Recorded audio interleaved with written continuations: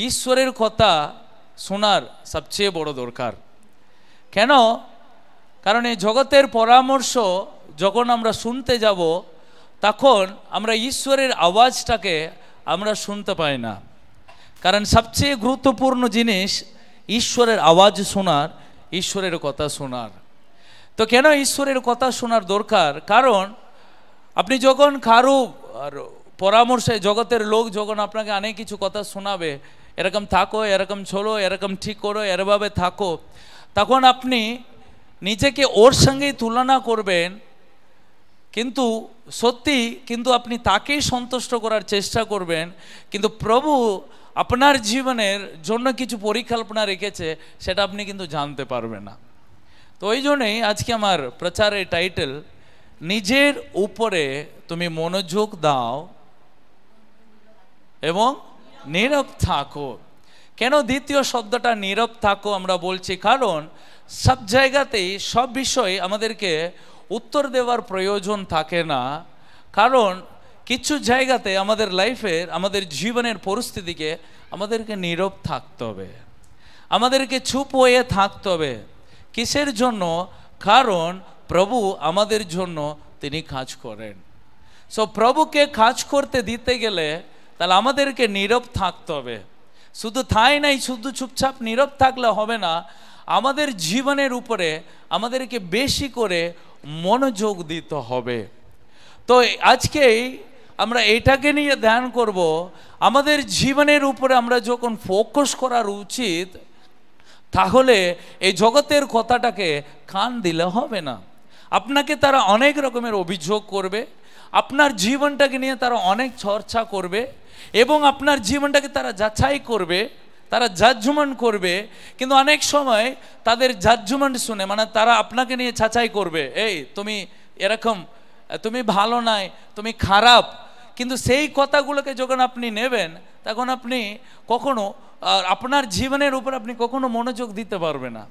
তার মানে তাকে সন্তুষ্ট করারই চেষ্টা করতে গিয়ে আপনি তাকে কখনোই সন্তুষ্ট করতে পারবেন না। এটা মনে রাখি, যে আপনাকে বুঝে না, যে আপনাকে সাপোর্টই করে না, তাকে কখনো বুঝিয়ে লাভ হবে না। সো কারণ যিশুর লাইফটাকে আমরা ওইটাই আমরা দেখব এবং এটাই আমরা দেখব। নাম্বার ওয়ান, কিছু পয়েন্টগুলো আমি দিয়েছি এবং সেখানে থেকে আমরা ধ্যান করব। তার আগে একটা পথ আমরা পড়ব, বিলাপ পুস্তক অধ্যায় 3 সেখানে 26 পদ। তার এই পরিত্রাণের প্রতীক্ষায় ধৈর্য ধরে থাকা পরম শ্রেয়। বিলাপ পুস্তকে লেখা আছে, তারই পরিত্রাণের প্রতীক্ষায় ধৈর্য ধরে থাকার পরম শ্রেয়। পরিত্রাণ মানে হচ্ছে প্রভুর জন্য অপেক্ষা করার, অর্থাৎ প্রভুর কথা শোনার সবচেয়ে শ্রেয় এবং উত্তম জিনিস। কারণ লোকদের কথাটা আপনি কখনো শুনলে সেটা আপনার জীবনের জন্য উত্তম হবে না, এবং ঈশ্বরের কথা যখন আপনি শুনবেন সেটাই হচ্ছে আপনার জীবনের জন্য একটা উত্তম কথা।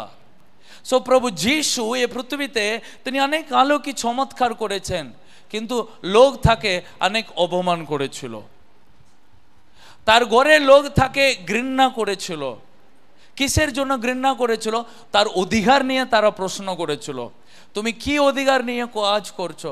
এবং ফরিসিরা যিশুর বিরুদ্ধে সর্বদাই উঠেছিল এবং যিশুকে তারা ক্রুশে দেওয়ার চেষ্টা করছিল। কিন্তু যিশু কোথাও তাদেরকে উত্তর দেওয়ার জন্য, তাদেরকে বোঝানোর জন্য যিশু সবসময় তাদের পিছনে ঘুরে বেড়ায়নি। এই ফরিসিরা, আমাকে তোমরা সবসময় অভিযোগ দিচ্ছ, কিন্তু দেখো আমি ঠিক। যিশু কখনো তাদের পিছনে সময় দিইনি এবং তাদেরকে উত্তর দেওয়ার জন্য যিশু সবসময় তিনি সময় নষ্ট করতে চায়নি, বরং তিনি নিজের উপরে তিনি মনোযোগ দিয়েছেন। আমি বিনা কারণে পৃথিবীতে নাই, প্রভু আমাকে একটা উদ্দেশ্যে রেখেছে, সেটা আমাকে পূর্ণ করতে হবে। আমাদেরকে 3টে বিষয় ফোকাস করতে হবে আমাদের জীবনের জন্য, 3টে বিষয় আমাদেরকে মনোযোগ করতে হবে। কোথায় গেল অপারেটর? অপারেটর নাই মানে স্লাইড দেখতে পারবে, একটু পাল্টাও। সো 3টে বিষয় আমাদেরকে মনোযোগ করতে হবে। নাম্বার ওয়ান, ঈশ্বরের উদ্দেশ্য আমাদের জীবনে। নাম্বার 2 আমাদের বিশ্বাস, নাম্বার 3 আমাদের বৃদ্ধি। এই তিনটে জিনিসকে বেশি করে মনোযোগ দিতে হবে। আপনি যখন কার সঙ্গে নিজেকে তুলনা করেন, আপনি কার সঙ্গে নিজেকে তুলনা করবেন না, আপনি স্পেশাল। পাশের জনকে বলুন, আপনি স্পেশাল। ঈশ্বরের দৃষ্টিতে আপনি বিশেষ, তাই না? তো আপনি যখন অন্যের সঙ্গে তুলনা করবেন, আপনি যদি অন্যের সঙ্গে তুলনা করুন, দেখো ও আমার চেয়ে আগে এগিয়ে গেছে, তো আপনি কি করবেন? ও আমার চেয়ে আগে এগিয়ে গেছে, ওর জীবনে সব কিছুকে করতে পেরেছে, কিন্তু আমি করতে পারলাম না, তার মানে তার মতোই আমাকে হতে হবে না। সবারকে ওর মতো প্রভু আপনার জীবনে কাজ করবেন, আপনার জীবনে প্রভু আলাদা রূপে কাজ করবে। আমেন। তো আপনি যদি কারোর সঙ্গে তুলনা করেন, একজনের সঙ্গে আপনাকে তুলনা করতে হবে, আপনাকে নিজের সঙ্গে তুলনা করতে হবে। কার সঙ্গে তুলনা করতে হবে? হ্যাঁ, নিজের সঙ্গে তুলনা করুন। কতকাল আপনি কেমন ছিলেন, কতকালের চেয়ে আজকে আপনার জীবনে বিশ্বাসে কত বৃদ্ধি হয়েছে, ঈশ্বরের জ্ঞানে কত আপনি বিশ্বাসে বেড়েছেন, এবং ঈশ্বরের কথা শুনতে আপনি কতটাই আপনার জীবনটাকে মনোযোগ দিয়েছেন। নিজের সঙ্গে তুলনা করতে হবে, কালকের চেয়েও আজকে আমি কতটা নিজের জীবনটাকে আমি ভালো করতে পেরেছি। হালেলুয়া। শুনুন, সব কিছুকে একটা সময় আছে, প্রভুর সময়ের মতো আপনার জীবনে তিনি কাজ করেন। হালেলুয়া। আপনার খোকুকে তাড়াতাড়ি করতে হবে না, সব কিছুকে তাড়াতাড়ি আমার জীবনে সবই একই হয়ে যাবে, সব কিছু ঠিক হয়ে যাবে। কিন্তু অনেক সময় আমরা তাড়াতাড়ি করতে গিয়ে একটা ভুলের সিদ্ধান্ত নিয়ে ফেলি, সেটা গোটা জিনিসটাকে আমরা বিপদে ফেলে দিই। আমেন। হালেলুয়া। তাই না? না, এটা মিথ, সত্যি না মিথ? মানে অনেক তাড়াহুড়ো করতে গিয়ে, জলদি করতে গিয়ে, সব কিছুকে তাড়াতাড়ি আমার লাগবে করতে গিয়ে একটা ছোট্ট ভুল করবে, ওই ভুলটা আপনার জীবনটাকে একবারই ফেলে দেবে, আপনি আর উঠতে পারবে না। তো তাই সব কিছুকে একটা সময় আছে, প্রভু সেই নির্দিষ্ট সময় প্রভু আপনার জীবনটাকে আশীর্বাদ করবে। আমেন। প্রভু যিশুকে লোক সবসময় অভিযোগ দিত, বিচার করত। প্রভু যিশু যা করতেন তারা প্রশ্ন করত, কিন্তু আপনি ভাবুন, যিশু সব কিছুতে যিশু তাদের কাছে গিয়ে গিয়ে উত্তর দিচ্ছিলেন যিশু? আপনি উত্তর দেওয়ার চেষ্টা করবেন না, কিন্তু আপনি কাজে আপনি দেখিয়ে দেবেন যাতে আপনার জীবনে প্রভু বিরাজমান হয়েছেন। হালেলুয়া। সেই ক্ষেত্রে এ তিনটে বিষয় মনোযোগ দিতে হবে। এটা হচ্ছে আপনার জীবনের ঈশ্বরের উদ্দেশ্যকে জানতে হবে, এবং আপনার বিশ্বাসটাকে আপনাকে বাড়াতে হবে, এবং আপনার জীবনে আপনি যেন ঈশ্বরের মহিমাতে বাড়তেন, সে বৃদ্ধিটা যেন আপনার জীবনে থাকতে হবে। কি কি থাকতে হবে? তিনটে জিনিস থাকতে হবে। ঈশ্বরের উদ্দেশ্যকে জানতে হবে, এবং বিশ্বাসে বাড়তে হবে, এবং আপনার জীবনে আপনি বৃদ্ধি লাভ করতে হবে। হালেলুয়া। আপনি যখন আপনার জীবনে বৃদ্ধি লাভ করবেন, সেটাই প্রমাণ এই জগতের লোকদের কাছে প্রভু আপনার জীবনে আছে। আমেন। দেখুন, দুজনের, দাউদ মেষ পালক ছিল, তিনি মেষ পালক ছিলেন, মেষ ছড়াতেন। দাউদের রাজারা সৈনিক ছিলেন। একদিন গলিয়াত এসে ইসরায়েলীদের সঙ্গে যুদ্ধ করার জন্য অনেক উপহাসের কথা বলেছিল। আপনি জানেন, দাউদ মেষ পালক, মেষ ছড়াবার মানুষ। ও মাঠে থাকতেন, ওখানে প্রভুর সঙ্গে প্রার্থনা করতেন, প্রভুর সঙ্গে তিনি সম্পর্ক তৈরি করতেন। তার দাদার মতো তিনি ট্রেনিং নেয়নি, তার দাদার মতো তিনি সৈনিকের দলেও ছিলেন না, এবং তার দাদার সঙ্গে নিজেকে তিনি কোনোদিনও তুলনাও করেনি। আমার দাদারা সৈনিক, আমি কিন্তু মেষ পালক। আমার বাবা আমার দাদাকে ভালো জায়গাতে রেখেছে, আমাকে প্রভু এখানে মাঠে পাঠিয়ে দিয়েছে বলে কখনো দাদার সঙ্গে তুলনা করেনি। দাউদকে উপরে প্রভুর পরিকল্পনা আলাদা, তিনি মাঠে তিনি মনোযোগ দিচ্ছেন, লাইফের উপরে ফোকাস করছেন। 10টা ছাগল, ওই 10টা ছাগলকে নিয়ে দাউদ ব্যস্ত। ওই দাদারা এলিয়াপের 3টা ভাই সাউলের সেনা দলে, তারা ট্রেনিং নিয়েছে, যুদ্ধ করার জন্য রেডি হচ্ছে। কিন্তু একদিন এলো গলিয়াতের সামনে কে দাঁড়াতে পারলো? দাউদের দাদারা না দাউদ? হ্যাঁ, দাউদ গলিয়াতকে জয় করতে পেরেছে।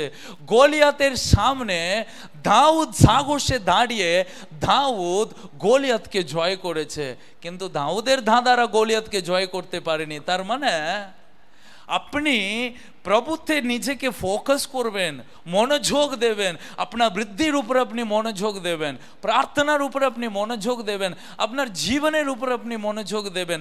আপনার জীবনের উপরে মনোযোগ আপনি কার সঙ্গে তুলনা করতে দেবে না, আপনি শুধু নিজের সঙ্গে তুলনা করতে দেবে।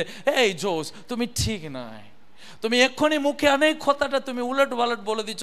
ভালো কথা বলো, কালকের চেয়ে আজকে ভালো কথা বলো, কালকের চেয়ে আজকে বাইবেলটাকে ভালো করে মনোযোগ দাও, কালকের চেয়ে আজকে লোকদের সঙ্গে আরো ভালো করে ব্যবহার করো, কালকের চেয়ে আজকে লোকদেরকে জাজমেন্ট করো না, তুমি ছাঁচাই করো না কাউকে, ঈশ্বরের সঙ্গে তুমি নিজেকে ছাঁচাই করো। তাহলে কি হবে? দাউদ মাঠে নিজেকে তৈরি করছিল, কিন্তু দাউদটাই অবশেষে গলিয়াতটাকে জয় করতে পেরেছে। তার মানে সব কিছুর একটা সময় থাকছে, আমেন। সব কিছুর একটা সময় থাকছে, কিন্তু প্রভুর সময় উত্তম সময়। সো প্রভুর সময় আপনাকে উত্তম সময়, ভালো করে শুনবেন, প্রভু আপনার উপর একটা বড় পরিকল্পনা রেখেছে। প্রভুর পরিকল্পনা আপনার উপরে আছে, কার উপরে নয়। আপনি ভাববেন না আমার উপরে প্রভুর একটা পরিকল্পনা নাই, আপনি বিনা উদ্দেশ্যে এখানে নাই, আপনি বিনা উদ্দেশ্যে প্রভুতেও নাই। প্রভুর আপনার উপরে একটা পরিকল্পনা রেখেছে, সেটা আপনার জীবনে তিনি পূর্ণ করতে চান। আপনি কি জানেন আপনার জীবনে প্রভুর পরিকল্পনা কি? আপনি বলেন আমি জানি না। কেন জানি না বলছেন? তার কারণ আপনি কখনো বাইবেল পড়েনি। কারণ বাইবেল যদি মনোযোগ দিয়ে পড়েন, আপনার জীবনে প্রভুর পরিকল্পনা প্রভু ব্যর্থ করবে। এ তো কিছু জন সুন্দর টেস্টিমনি দিল, প্রভু আমার সঙ্গে বাক্যর মধ্যে দিয়ে কথা বলেছে, প্রভু আমাকে কথা বলিয়েছে, আমি কথাটা শুনে আমি সাহস পেয়েছে। তাহলে বাইবেলে আপনার জীবনের একটা উদ্দেশ্য আছে, আপনি কিন্তু বুঝতেই পারেনি। আপনি বাইবেলটাকে যদি খুললেন, আপনি পড়েন, আপনার জীবনের প্রভুর পরিকল্পনা পাশের বাড়ি লোক এসে আপনাকে বলবে না। আপনি আশা করবেন না কেউ এসে আমার লাইফে প্রভু কিছু কথাটা বলবে। প্রভু কথা বলার দিন ছিল, সেটা তিনি দর্শন দিতেন। সেটা হচ্ছে যোসেফের সময়। মরিয়ম বাসন ধুচ্ছিলেন, মরিয়ম ঝাড় দিচ্ছিলেন, মরিয়ম রান্না করছিলেন।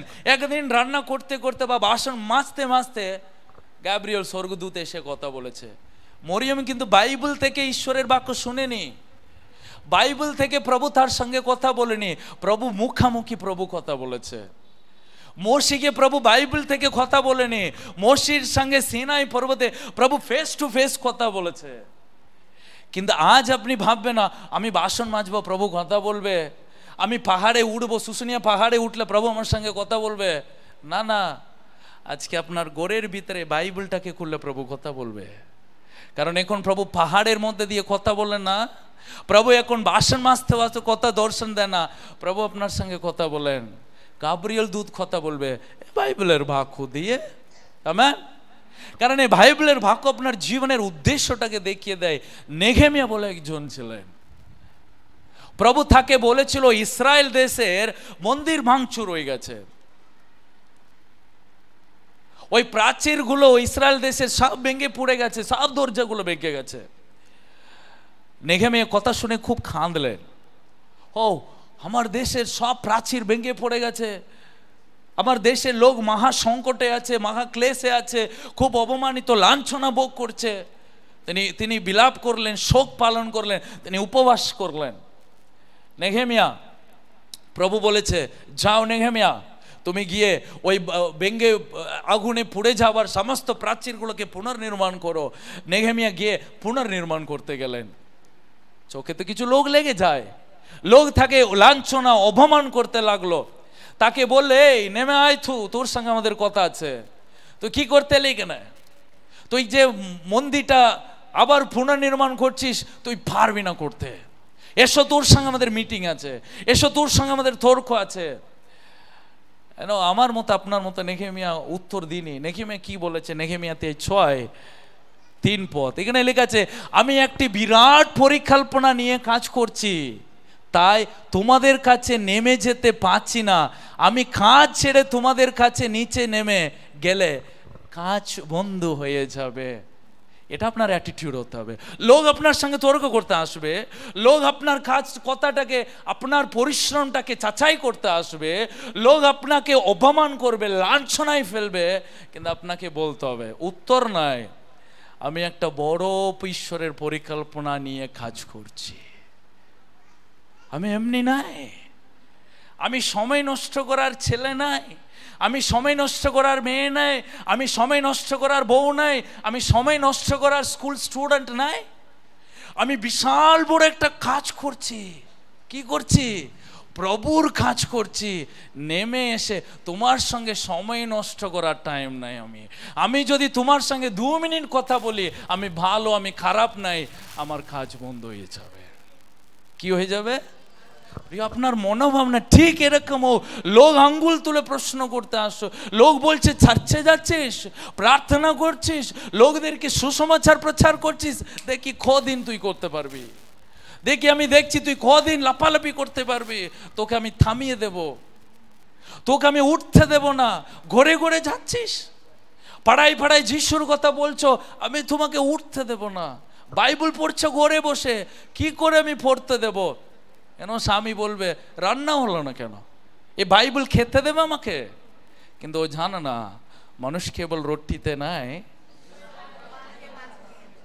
কিন্তু আমি যে বাইবেলটা পড়ি আমি জানি এটাও আমাকে খেতে দেবে। এটা যেটা খেতে দেবে ওটা কিন্তু ওইটা খেতে দেবে না। এই খাবারটা যেটা আমি পাবো, এই খাবারের তৃপ্তি কিন্তু ওখানে পাবো না। তো তাই আপনাকে বলতে হবে তাদের সঙ্গে, আমি একটা বড় পরিকল্পনা নিয়ে ব্যস্ত আছি। আমেন। প্রিয়, আপনি ব্যস্ত আছেন প্রভুতে, আপনি বলছেন আজকে না, আপনি বলতে পারছেন না, না আমার জীবনে প্রভুর পরিকল্পনা তো জানি না কি।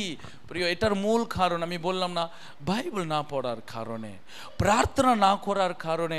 প্রভু আপনার সঙ্গে কথা বলবে, প্রভু আপনার সঙ্গে কথা বলবে। প্রভুর কথা শুনতে আপনার হৃদয়টাকে খুলে রাখুন প্রভু কথা বলার জন্যই। উপবাস করুন, আপনি প্রার্থনা করুন, প্রভু আমি বন্ধনে রয়েছি, আমাকে বন্ধনকে খুলে দাও।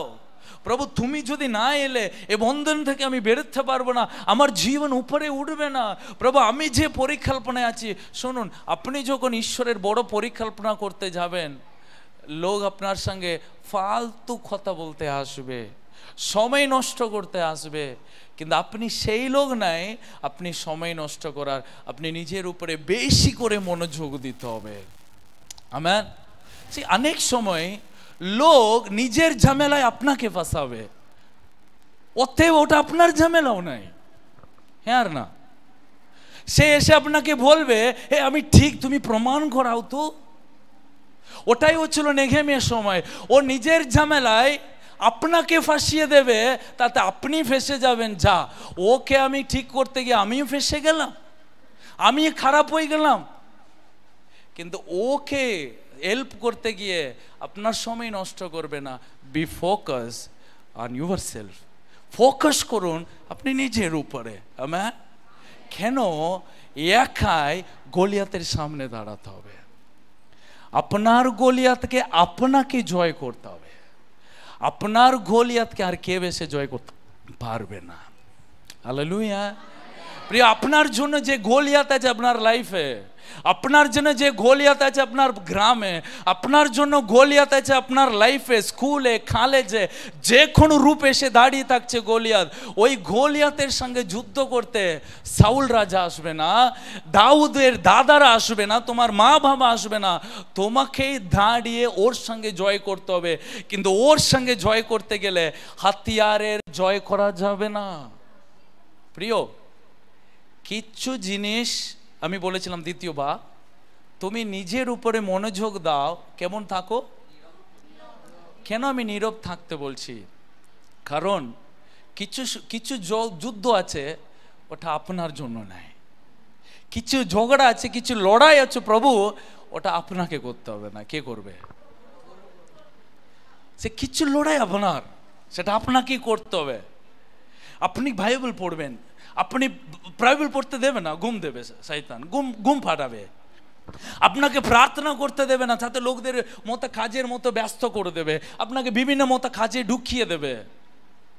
সেই লড়াই আপনাকে করতে হবে। আপনাকে জেগে বাইবেল পড়তে হবে, মুখ ধুয়ে নিতে হবে, ভালো করে বাইবেল পড়তে হবে, মনোযোগ দিয়ে পড়তে হবে। কিন্তু কিছু যুদ্ধ আছে আপনার জীবনে, ওটা তো ওই যুদ্ধ আপনার নয়, ওটা প্রভু। কার যুদ্ধ ওটা? কিন্তু সেই যুদ্ধ প্রভুকেই করতে দিন, আপনি করবে না। যাত্রা পুস্তকেতে এই 14 পথে আছে, আমার মনে দিইনি, দিয়েছি এনো 14 যাত্রা পুস্তক 14 আর 14 পড়ি।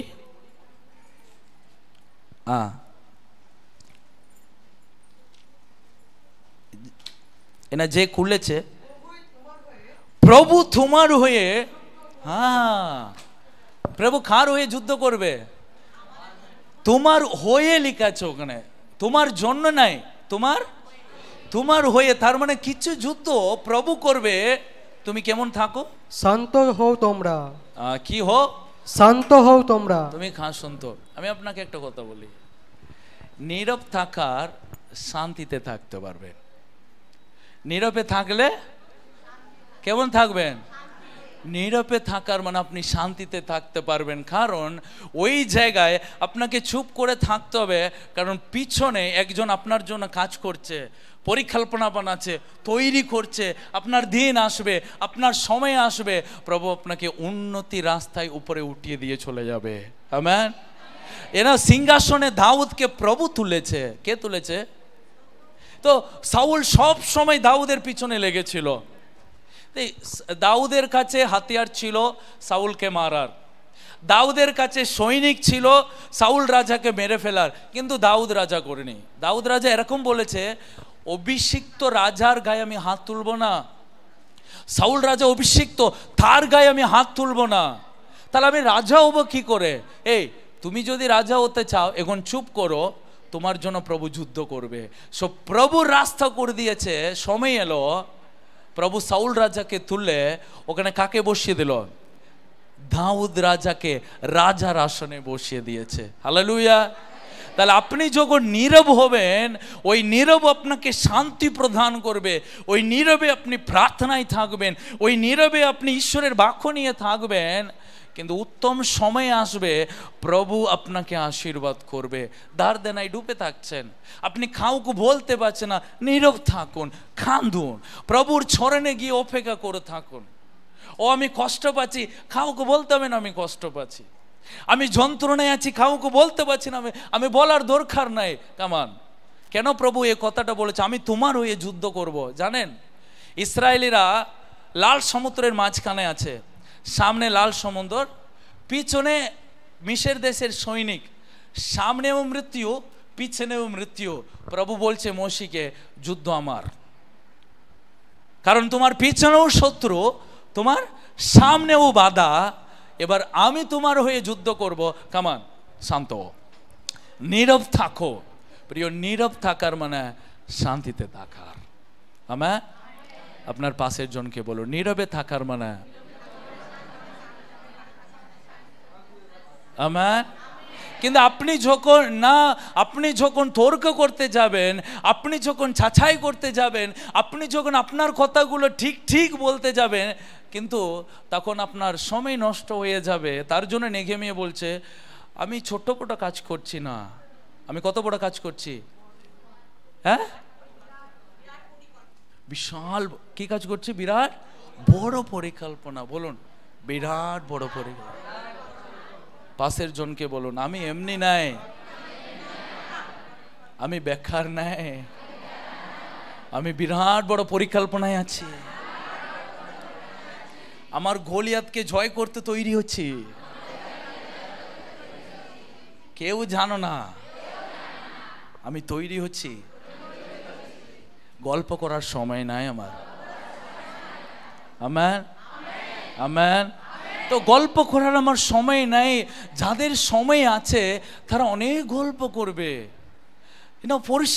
ফরসিদের অনেক সময় যিশুকে নিয়ে উপহাস করার অনেক সময় ওদের। কিন্তু যিশু জানেন, আমার মাত্র 3.5 বছর বাকি, আমাকে ক্রুশে যেতে হবে। আমাকে মাত্র 3.5 বছর আছে হাতে, আমার কাছে বেশি দিন নেই। তো তাড়াতাড়ি আমাকে ক্রুশে যেতে হবে। ফরসিদের সঙ্গে তর্ক করার আমার সময় নাই। এই লোকরা আমাকে প্রশ্ন করছে কি অধিকার নিয়ে এইসব করছো, আমি উত্তর দেবার আমার সময় নাই, কারণ আমার কাছে বেশি সময় নাই। ওই জন্য আমি গিয়ে বলবো না, কিন্তু প্রভু বুঝিয়ে দিলেন, কাজের মধ্যে দিয়ে তিনি বুঝিয়ে দিলেন। আমেন। প্রিয়, আপনি যদি কাউকে বুঝিয়ে দিতে চান, আপনি কাজের মধ্যে দিয়ে বুঝিয়ে দেবেন। আমেন। আপনি কথাতে বুঝাতে হবে না, আপনি কর্মতে বুঝিয়ে দেবেন, আপনার পরিশ্রমে বুঝিয়ে দেবেন। না, লোক বলে এই তোমার কোনো কাজে ঝক্ক নাই, আপনি তর্ক করবে না। ও আমার স্ত্রী বলে দিল আমি কোনো কাজে ঝক্ক নাই, ফালতু বলে দিল মদ খেয়ে নিলাম, একটু নেশা করে নিলাম, আমি কোনো কাজে ঝক্ক নাই। না, যদি বলে দিচ্ছে, এখনো তোমার যদি সম্মান যদি তুমি ঠিক রাখতে চাও, বেরিয়ে যাও, পরিশ্রম করে দেখিয়ে দাও। আমেন। তুমি কাউকে বলবে না আমাকে ঘরে দিল, আমাকে মাতাল বলে দিল, আমাকে বলে দিল অশান্তি তোমার জন্যই। না, তুমি দেখিয়ে দাও যে প্রভু তোমার সঙ্গে আছে।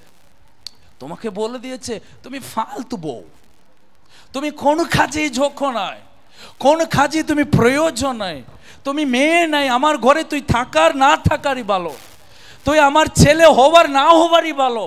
বলেছে নো প্রবলেম, ওকে মা, বলে দিয়েছে তো। আর 365 দিন আমি দেখিয়ে দিচ্ছি, তাও বলো না চুপ করো, কারণ ডায়লগ দিয়ে যদি পূর্ণ না করতে পারো তাহলে আরো মার খাবে। তুমি কাজ করো যাতে প্রভু তোমার মধ্যে দিয়ে কাজ করো।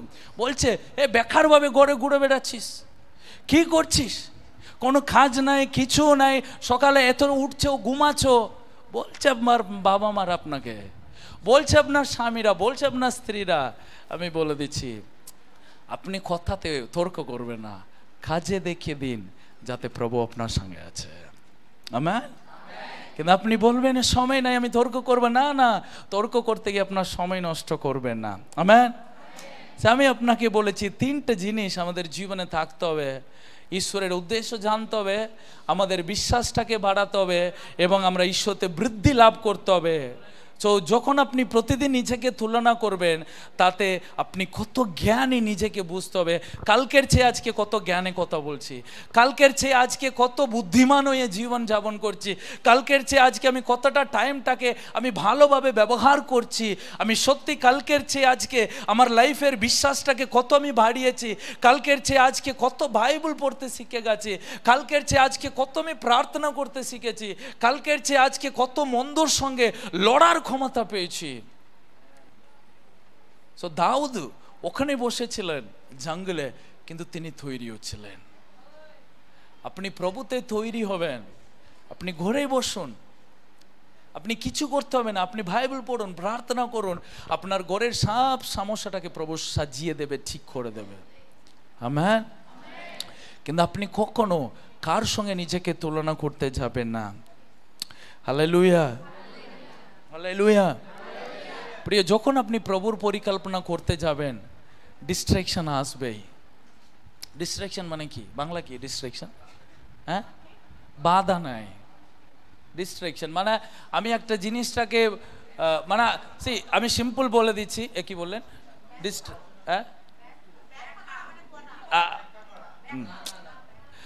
শুনুন, আপনি যখন একটা জিনিসে আপনি রাস্তায় যাচ্ছেন, আপনি গাড়ি চালাচ্ছেন, আপনি যখন চলে যাচ্ছেন, আপনি ডিস্ট্রাক্ট হচ্ছে, ক্ষতি হচ্ছে না, আপনি ডিস্ট্র্যাক্ট হয়ে যাচ্ছেন, তার মানে আপনার দৃষ্টি সরে যাচ্ছে, আপনি সোজা যেতে পারছেন না। হ্যাঁ, অমনোযোগ নাই। সো শয়তান কখনো আপনাকে নষ্ট করতে আসবে না, আপনাকে ডিস্ট্র্যাক্ট করে দেবে। লাইক এরকম, প্রভু আপনাকে কি বলছে সেটা আপনি শুনবেন না, লোক কি বলছে সেটা শুনবেন। এটাই ডিস্ট্রাকশন। শয়তান আপনাকে ক্ষতি করে দেবে না, শয়তান আপনাকে বিনাশ করবে না, কিন্তু আপনি এমন হয়ে যাবেন, আপনি লোকদেরকে সন্তুষ্ট করার চেষ্টা করবেন। আমাকে এইটা আশা করছে, আমাকে এটাই করতে হবে, আমাকে এইভাবে থাকতে বলছে, এইভাবে। কিন্তু আপনি বুঝবেন তাও সন্তুষ্ট হবে না। না, ভালো করে শুনবেন। ডিস্ট্রাকশন প্রভুর পরিকল্পনা থেকে আপনাকে সরিয়ে দেবে, ওটাকে আপনার ডিস্ট্র্যাক্ট করে দেবে না, কিন্তু ওই মনোযোগটা আপনার ঈশ্বরের কাছে থেকে সরে লোকদের জন্য চলে যাবে। আজকে পৃথিবী, ফেসবুক, ইউটিউব, জীবনের অনেক কিছু বলছে কেমন থাকতে হবে, একটা ভিডিও শুনবো সময়টাকে কেমন কাজে লাগাতে হবে, ওই মুহূর্তে ডায়েরি নিয়ে পট পট পট করে লিখবো, এ সব পালন করব। কিন্তু একটা তো ভুল হয়ে গেল, করতে পারলাম না, নিজেকে গিল্টি ফিল হয়ে যাবে, সবই করলাম গো কিন্তু এটা করলাম না। কেন? কারণ আপনি শুধু ওই নিয়মটাকে পুরোপুরি পালন করতে পারেনি, তাতে আপনি ব্যাক হয়ে যাচ্ছেন, হেড হয়ে যাচ্ছেন, আপনি পিছিয়ে যাচ্ছেন। কিন্তু আমি বলি ওটাই ডিস্ট্রাকশন। সবাই কেউ 5টার সময় উঠে প্রার্থনা করতে পারে, কিন্তু কেউ 7টার সময় উঠেও প্রার্থনা করতে পারে, হ্যাঁ আর না? কিন্তু আপনি যখন ভাবেন না আমাকে বলেছে 5টার সময় প্রার্থনা করতে, আজকে 6টার সময় উঠলাম প্রার্থনা করতে পারলাম না, ছি কি খারাপ হয়ে গেল, আমি আজকে কিছু করতে পারবো না, এটাই ডিস্ট্রাকশন, এটাই ডিস্ট্রাকশন। কিন্তু এটা নাই, দিন শেষ হয়নি। আপনি 7টার সময় উঠেও 1 ঘন্টা প্রার্থনায় বসতে পারেন, হ্যাঁ না? ফর এক্সাম্পল আমি অনেক সময় এরকম করেছি। কত শনিবার দিন উপোস, আমার মেয়ে ছা করে দিল, বিস্কিটটাকে ডুবিয়ে খেয়ে নিয়েছি। আমি খেয়ে নিয়ে বলছি কি রে, আমি তো উপোস। তো এবার প্রশ্ন দুটো, তার মানে আমার উপোস হবে হবে না।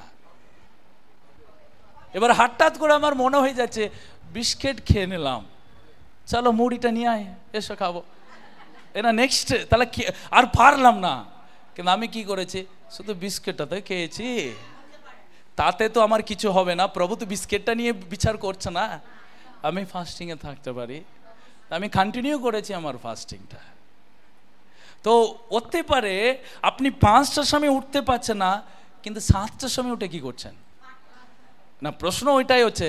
তাহলে আপনি কখনো নিজেকে খারাপ ভাববেন না, আমি এটা করতে পারলাম না বলে আমি করতে পারবো না। নাই, আমি 5টার সময় উঠলেও প্রার্থনা করি, কিন্তু 7টার সময় উঠেছি তাও আধা ঘন্টা আমি বসতে পারি প্রার্থনায়।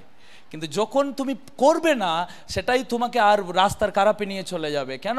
5টার সময় ওই 5টাই দৌড়ে আছি, আমি কোনটাকে দৌড়ে আছি? ওই 5টাই দৌড়ে আছি। 5টা করতে পারিনি মানে আর আমার প্রার্থনা হবে না। 5টার সময় প্রভু খাতা নিয়ে বসে থাকে আমার প্রার্থনা শুনতে, 7টার সময় প্রভু খাতাটা বন্ধ করে তিনি ডিউটিতে চলে যান। না না, তিনি খাতাটা খুলেছে মানে 24 ঘন্টা তার খাতা খোলাই আছে। বাইবেলে লেখা আছে তিনি নিদ্রা যান না, তিনি ঘুমান না। তার মানে কি, তিনি ডায়েরি নিয়ে তোমার কথা শুনতে তো চান, প্রভু তো ভাবা। সো তিনি তো কোনো ব্র্যাঙ্ক ম্যানেজারের সঙ্গে দেখা করতে গেলে 10টা থেকে 6টা, কিন্তু বাবার সঙ্গে দেখা করতে গেলে কোনো ডিউটি টাইম নাই, 24 ঘন্টা খোলা। আপনার বাবা একটা কোম্পানির সিইও, বড় একটা সিইও, ওখানে অনেক পিএ থেকে শুরু করে ম্যানেজ থেকে শুরু করে সব টিম লিডারগুলো ওখানে কনফারেন্স রুমে বসে আছে। 2 জন দেখা করতে গেছে, একটা কোম্পানি স্টাফ, একটা বাবার ছেলে। কোম্পানি স্টাফ বাইরে বসে আছে রিসেপশনে, আমি স্যারের সঙ্গে দেখা করব, এক কনফারেন্সে আছে, আপনি মোটামুটি 12:30 কনফারেন্স শেষ হবে মিটিং, তারপরে আপনি দেখা করবেন, অ্যাপয়েন্টমেন্ট দিয়ে দিল। ছেলে ছুটে এসেছে, ছেলের ইমিডিয়েটলি বাবার সঙ্গে দরকার। কিন্তু যে সিকিউরিটি দেখলো এটা তো সিইওর ছেলে, সিকিউরিটি কি করবে? দরজাটা খুলে দেবে, ছোট, কারণ ওই সিইও কে, ওটা বাবা। কিন্তু বাইরে যে বসে আছে স্টাফ, ওনার কে ওটা? আপনি প্রভুকে স্যার বলেন না প্রভুকে বাবা বলেন? আপনি যদি প্রভুকে স্যার বলেন, তাহলে আপনার 10টা থেকে 6টা ডিউটি, তাহলে আপনার নিয়মের অনুযায়ী 7টার সময় প্রভু প্রার্থনা শুনবে না, 5টার সময় ডিউটি শেষ। প্রভু যদি আপনার স্যার না হয়ে বাবা হয়, তাহলে আপনি দুপুর 12টার সময় 1 ঘন্টা প্রার্থনা করতে পারেন। ওকে, আজকে 10টার সময় উঠলাম ঘুম থেকে, সারা রাত মোবাইল কেটেছি, আর রাত্রি দেরি করে শুয়েছি, 2টো সিনেমা দেখে নিলাম, 12টা বেজে গেছে, ঠিক আছে। তারপরের দিন উঠে প্রভুকে বলো, হ্যাঁ প্রভু আজকে সিনেমা দেখবো না। আর ভাববেন না কালকে 2টা দেখলাম আজকে 3টা দেখবো বলে ডিসিশন নিও না, কারণ প্রভু তোমার জন্য যুদ্ধ করবেন। কি করবে? প্রভু তোমার জন্য যুদ্ধ করবে, যাতে তোমার লাইফে থাকার পরিকল্পনা যেন পূর্ণ হো। তাই লেখা আছে আপনার জীবনে প্রভুর পরিকল্পনা আছে, আপনি সে পরিকল্পনাকে পূর্ণ করার জন্য আপনি মনোযোগ দেবেন। কেমন করে মনোযোগ দিতে হবে? আর গীতোপদেশ অধ্যায় 4 আর 25 থেকে 27, ওকে, কেমন করে তৈরি হতে হবে? কিনা লেখা আছে তোমার দৃষ্টি হোক সহজ আর সরল। তারপরে কি লিখেছ? ধ্রুবলোকে দৃষ্টি রেখো, এগিয়ে চলো, স্থির করো। সবাই সবাই স্ক্রিনটা দেখে নেবেন, তারপরে বাইবেলটা দেখবেন। 26 লেখার স্থির করো, লক্ষ্যপথে এগিয়ে যাবে কিভাবে? তাহলে তোমার জীবনের গতি হবে সুনিশ্চিত। তোমার চরণ পথ শ্রেষ্ঠ না হোক, কি পরিহার করো মন্দ পথ। কেমন করে নিজেকে ফোকাস করতে হবে? এভাবে ফোকাস করো। বাইবেল এটা এটা কোনো গীতাঞ্জলি থেকে আমি দিইনি, ভাগবত গীতা থেকে দিইনি। গীত উপদেশ অধ্যায় আর 4:25 থেকে 27, তোমার দৃষ্টি হোক সহজ আর সরল। না, সিম্পল, সহজ ও তোমার দৃষ্টি, মন্দ দৃষ্টি নয়। তুমি সহজ আর সরল দৃষ্টিতে দেখো। কাউকে ঘৃণা করো না, কাউকে ছোট নিচে দেখো না, সবাইকে প্রভুর দৃষ্টিতে দেখো। তারপরে লেখা আছে তোমার লক্ষ্যকে এগিয়ে চলো। Always there is a focus. সর্বদা একটা লক্ষ্য আছে তোমার। তোমার লক্ষ্য এটা নাই রান্না করে খাবো মরবো নাই, ওটা ওটা ওটা আলাদা। ওটা তোমাকে করতে হবে, বেঁচে থাকার জন্য রোজগার করতে হবে। তার উপর আর একটা কাজ আছে, প্রভুকে ভালোবেসে প্রভুর ইচ্ছাকে পূর্ণ করার। আমেন। তার জন্য তুমি এগিয়ে চলো, স্থির করো। কোনটাকে স্থির করো? লক্ষ্যর পথটাকে এগিয়ে যাবে কিভাবে। চেষ্টা করো তোমার বাধার সামনে কেমন করে প্রভু আমি দাঁড়াবো, কি করে আমার লাইফটাকে সোজা রাখবো, কি করে নিয়ন্ত্রণ করবে আমার পরিস্থিতিকে, আর্থিক পরিস্থিতিকে কেমন করে নিয়ন্ত্রণ করবে প্রভু, আমার ভবিষ্যতের পরিস্থিতিকে কেমন করে নিয়ন্ত্রণ করবে, আমাকে কেমন করে প্ল্যান বানাতে হবে। তারপরে কি লিখেছে? তাহলে তোমার জীবনের গতি হবে শান্তি থাকবে। তুমি কেমন থাকবে? তুমি কাঁদবে না, তুমি চিন্তা করবে না, তুমি ভাববে না, তুমি চিন্তায় পড়বে না। কারো তো আপনাকে কি ছাঁচাই করছে, কি বলছে, কিভাবে আপনাকে ছোট করছে, কি গালাগাল দিচ্ছে, নো প্রবলেম, নো ওরি। আপনি শুধু আপনার পথে এগিয়ে যাবেন। আমেন। কারণ ওটা আপনার পথ। শুনবেন, আপনার পথকে আপনাকে অতিক্রম করতে হবে, আপনার জন্য কেউ অতিক্রম করতে পারবে না। আমেন। আপনার পথকে আপনাকে অতিক্রম করতে হবে, ওই জন্যই আপনাকে মনোযোগ দিতে হবে। আমি যখন 2025-এ প্রবেশ করলাম, আমি প্রার্থনা করলাম, প্রভু আমার জীবনে তোমার পরিকল্পনা কি, আমি কি করব। 3 দিন উপোস ছিলাম 24-এর শেষে। 25 প্রভু আমাকে কি করতে হবে,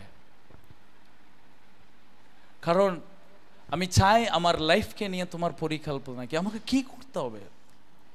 3 দিন উপোস, কিচ্ছু বলিনি, আমি কিচ্ছু বলিনি, শুধু প্রভুকে একটা, প্রভু 25 আমি কি করব। তাও নতুন বছর পড়িনি, নতুন বছর শুরু হয়নি, আমি ফিস্ট করতে যাইনি, পূর্তি করতে যাইনি, উপোসে বসেছি। 25 আমার জন্য কি আছে, আমাকে কি করতে হবে। আমি আপনার কথা বলিনি, আমি আমার জন্য প্রার্থনা করেছি। প্রভু আমাকে কি করতে হবে, আমার লাইফটাকে আমাকে কি করতে হবে, তুমি আমার কথা বলো।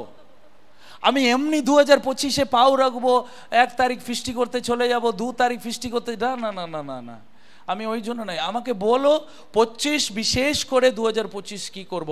হ্যাঁ, প্রভু অনেক প্ল্যান দিল, অনেক কথা দিলেন, ওই প্রত্যেকটা কথা জানুয়ারি মাস থেকে আমি পালন করে আসছি। এটা এটা এটা আমাকে করতে হবে। মে মাস পর্যন্ত আমি প্ল্যান করে রেখেছি, এবং গোটা বছরে আমার জন্য প্ল্যান আছে। আমি প্রশ্ন করি, আপনার জন্য 2025 কি প্ল্যান? আপনার জন্য আপনি কি বলেছেন, প্রভু 2025-এ কি করব?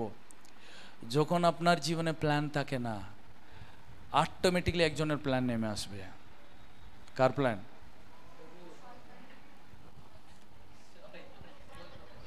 প্রভুর প্ল্যান জানতে গেলে প্রার্থনা করতে হবে।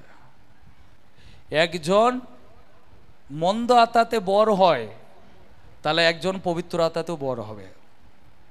হ্যাঁ রে না? একজন মন্দ আত্মাতে ভরপুর হয়ে যদি ঘুরে বেড়ায়, তাহলে আমি বলবো পবিত্র আত্মায় ভরপুর হয়ে ঘুরে বেড়াবে সারা বছর। ওর লোকটা ওরামই থাকবে, ও এমনি তেমনি চলার মানুষ নাই। প্রভু বলেছে আমি পবিত্র আত্মায় তোমাকে বাপ্তিস্ম দেব, তুমি ডুববে, তার মানে ভিজে যাবে পবিত্র আত্মায়, তুমি ভিজবে নিজেকে, তুমি শুধু ছিটিয়ে নেবে না জল নিয়ে গায়ে। ছিটানো প্রার্থনা আলাদা, কিন্তু আমি ডুবে নিলাম প্রার্থনায়। আমাকে আমি টোটালি মাথা থেকে পাও আঙ্গুল পর্যন্ত আমি নিজেকে ডুবিয়ে নিয়েছি, কারণ আমি উঠে সারা বছর চলবে আমার লাইফে। প্রভু আমি নাই, তুমি আমাকে চালাবে, আমি তোমার মতোই আমি চলবো। কি প্ল্যান আমার?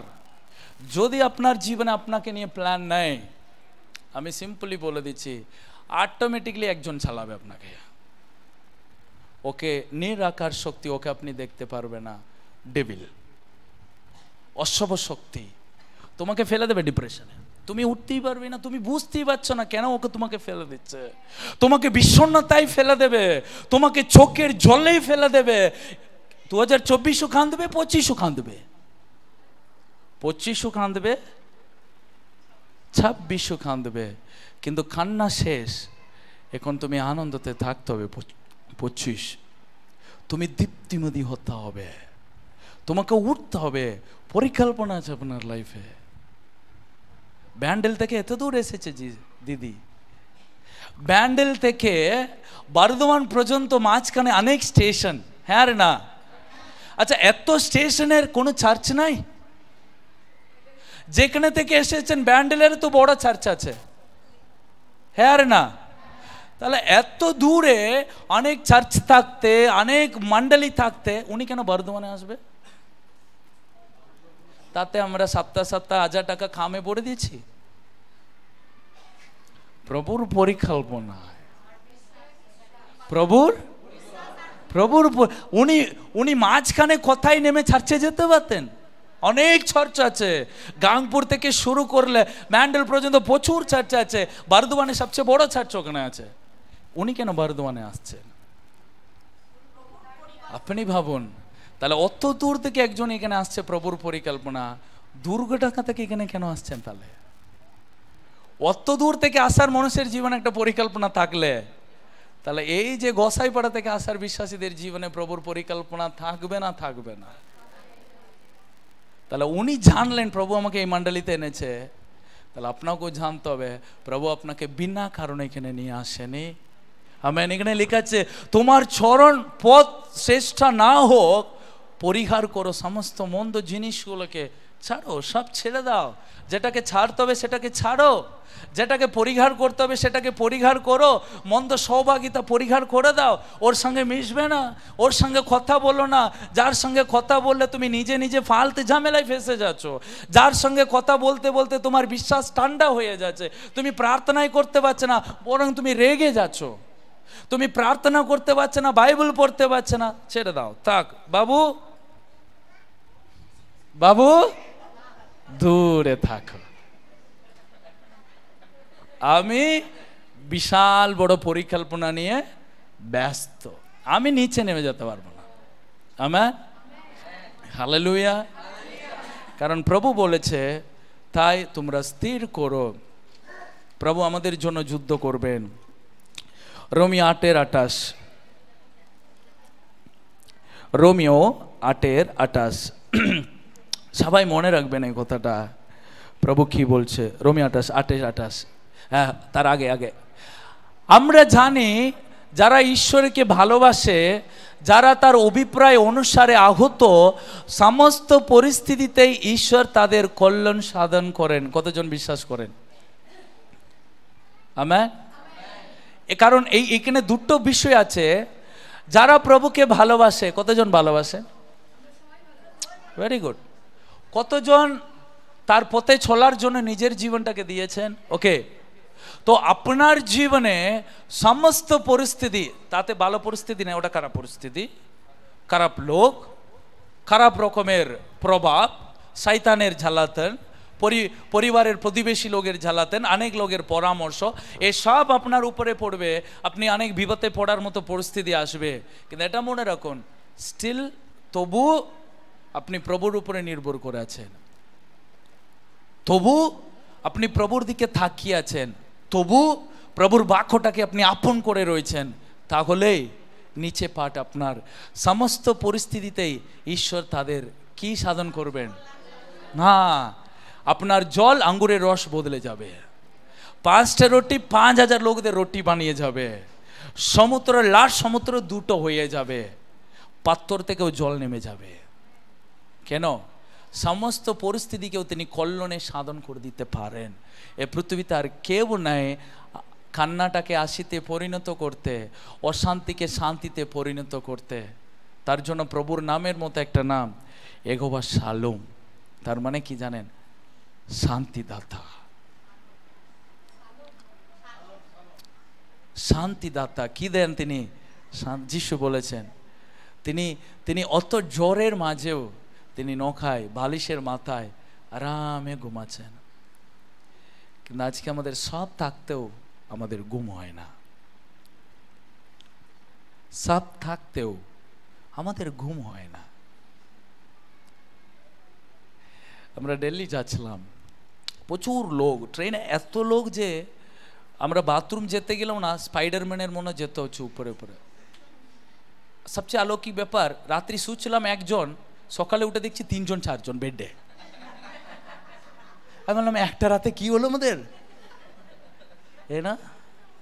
একজন সকালে উঠে দেখছি 3জন একই বেডে, একজন পায়ের এই পরে, একটা মেয়ে এদিকে, একটা মেয়ে এদিকে, একটা মহিলা এদিকে, সব মানুষ তো আনন্দ করছিল। একটা মেয়েকে সোটার ফোটার টাকা পাকা সব দিয়ে দিল, ঘুমাও সারা রাত। ও নিচে বসেছিল বেচারা ছেলে, টিকিট কেটেছে, ও মেয়েকে ডোনেট করে দিয়ে নিচে বসেছিল সারা রাত। যাই হোক, ও তো মাঝখানে আমরা শুধু বসে আছি, এদিকেও তাকাতে পারছি না, এদিকেও তাকাতে পারছি না, শুধু ভিতরে বসে আছি। অনেক লোক অনেক রকমের কথা বলছে, কি ফালতু রেলওয়ে এ করলো না, ওই করলো না, হে হয়েছে ওই হয়েছে, কুম্ভ মেলার এই ট্রেন, ওই অনেক কিছু বলছে। তো আমি শুধু ভাবছি, এ পরিস্থিতি তো একবারই আসছে লাইফে, না? এটা একবারই আসছে। আমি জাস্ট ভিডিও করতে শুরু করলাম, মজা করতে শুরু করেছি, ওল খামান হাসতে শুরু করেছে, যা মজাও করছিলাম আমরা, তাই না? কারণ পরিস্থিতিকে আপনি কেমনভাবে ইউজ করতে পারেন, হ্যাঁ না? আপনি উঠতে পারছেন না, দাঁড়াবার সময় না, স্পাইডারের মতো বাথরুম যেতে হবে, বাথরুম যেতে গেলে লাইন কিউ পড়ে যাচ্ছে ওখানে রেলওয়ের ভিতরে। কিন্তু ওখানে লোক কেউ বিলাপ করছে, রেগে যাচ্ছে, কেউ বলছে আমার জায়গা থেকে উঠে যাও তো, আমার জায়গা থেকে বসবি না তো। এই কাকে তুলবে, কাকে বসাবে? ওখানে একজন উঠেও একজন বসার মতো জায়গাও নাই। ওখানে কান্দে লাভ নাই, বিলাপ করে লাভ নাই, এটা আমার সিট বলেও লাভ নাই। বাস আনন্দ করো, আনন্দ করো। পাট করে উঠলাম, একটা আন্টিকে বলে, আন্টি কষ্ট করে ঘুমাচ্ছ, 4 ঘন্টা, সে ভোরবেলা 3টা থেকে ও বসে বসে আসছে। আমার গায়ে পড়েও গিয়েছিল, আমার খুব খারাপ লাগছে যে অত আমাদের কাজল দিদির মতো মানুষ ভালো নিচে বসেছিল আমার নিচে। আমি সকালে উঠে, আন্টি শুয়ে পড়ুন, অত টায়ার্ডে উনি ঘুমালেন। পরিস্থিতিকে আমরা বদলাতে পারি। অনেক সময় আমরা অভাবের মাঝে কাঁদি, কিচ্ছু নাই, কিচ্ছু নাই, কিচ্ছু নাই। এনজয় করো, আনন্দ করো। নাই তো, এটাই তো সুযোগ যে তুমি প্রভুকে কত ভালোবাসবে, এটাই তো সুযোগ। এই সুযোগ আর দ্বিতীয় পাবে না। কালকে বিরিয়ানি পেয়ে যাবে, ওটা পরের কথা, কিন্তু এখন কিছু নাই, জলের ভাতও নাই। কামান এনজয় করো, আনন্দ করো। প্রভু বলেছে আনন্দ করো। পরিস্থিতি খারাপ, কামান আনন্দ করো। এমনি লাপালাপি করবে না, বিসর্জনের মতো নাচো না, প্রার্থনা করো, কিন্তু বিলাপ করো না, চিন্তা করো না। পরিস্থিতি যেমনই হোক, কিন্তু জাস্ট ওখানে দাঁড়িয়ে এনজয় করো। Amen, hallelujah. কারণ প্রভু বলেছে সমস্ত পরিস্থিতিতেও প্রভু কি করেন। এই মনোভাবনা থাকলে আপনি নিজেকে মনোযোগ দেবেন এবং আপনি নীরবে থাকবেন। আমেন। কিছু পয়েন্ট বাদ দিয়েছি, অপারেটর ছিল না তো। হ্যাঁ হ্যাঁ হ্যাঁ, কিছু বিষয়, হ্যাঁ, এই জগতের কথা মনোযোগ দেবার চেয়ে ঈশ্বরের কথা মনোযোগ দেবেন। আর আমাদের মনোযোগ করতে হবে ঈশ্বর উদ্দেশ্য এবং বিশ্বাস। ওকে, এটা বলা হয়েছে, তুমি ছিলে না। আপনার উপর ঈশ্বরের, ওকে হয়ে গেছে। আপনি কারোর সঙ্গে, ওকে হয়ে গেছে। ঈশ্বর আপনার জন্য, যুদ্ধ করবেন, হয়ে গেছে। ওকে, ভেরি গুড, সবই করে নিয়েছি আমরা। সুপ্রিয়, প্রভু কল্যাণ সাধন করার ঈশ্বর। 2025-এর জন্য প্রভুর কাছ থেকে পরিকল্পনা নেবেন। কার সঙ্গে নিজেকে তুলনা করবে না। সে আপনাকে নিয়ে যাচাই করছে, করতে দিন, ওর কাজ ওকে করতে দিন। গ্রামের লোক টন্টিটকারি করছে, ওর কাছে ওকে করতে দিন। প্রভু যিশু কোনোদিনও পড়শিদেরকে বলেনি, পড়শিরা চুপ করো, আমি কাজ করছি তো। প্রভু দেখিয়ে দিলেন আলোকি চমৎকার কাজগুলো যখন হচ্ছে, তারা মুখ বন্ধ হয়ে গেছে। হ্যাঁ, যখন প্রভু আপনাকে আশীর্বাদ করবে, গ্রামের লোক চুপ হয়ে যাবে। তারা আরে কি বলবে, কিছু বলবে? সাচি, লোক লেগে থাকার লোক লেগে থাকবে, কিন্তু আপনি প্রভুর সঙ্গে লেগে থাকুন, কারণ তিনি আপনাকে বৃদ্ধি দেবেন, তিনি আপনার জন্য যুদ্ধ করবেন, তিনি আপনার হয়ে যুদ্ধ করবেন। আপনি লোকদের কথা শোনার জন্য ব্যস্ত হবে না, প্রভুর কথা শুনবেন। কানটা এখানে কি বলছে না, এখানে কি বলছে, প্রভু আমাকে নিয়ে তুমি কি বলছো, ব্যস্ত থাকুন প্রভু আপনাকে নিয়ে কি বলছে। ব্যস্ত থাকুন আপনার জীবনের প্রভুর পরিকল্পনা কি। আপনি ব্যস্ত থাকুন। মণ্ডলীতে তাই আসেন, মণ্ডলীতে আপনি আসেন যাতে আপনার জীবনে প্রভুর পরিকল্পনা জানতে এবং সেটাকে পূর্ণ করতে। ওই জন্যই মণ্ডলীতে আসে। মণ্ডলী অন্য কোনো কাজের জন্য আসি না।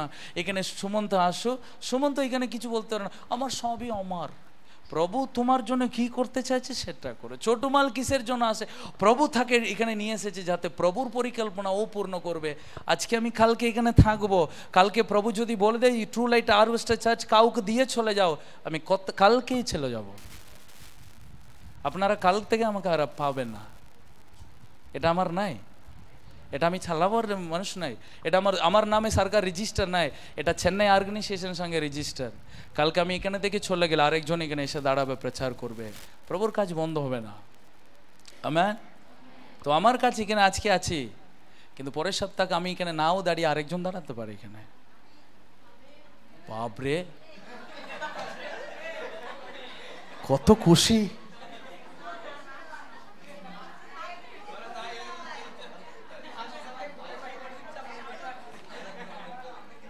প্রার্থনা করি। স্বর্গীয় পিতা, প্রভু তোমাকে ধন্যবাদ দিই।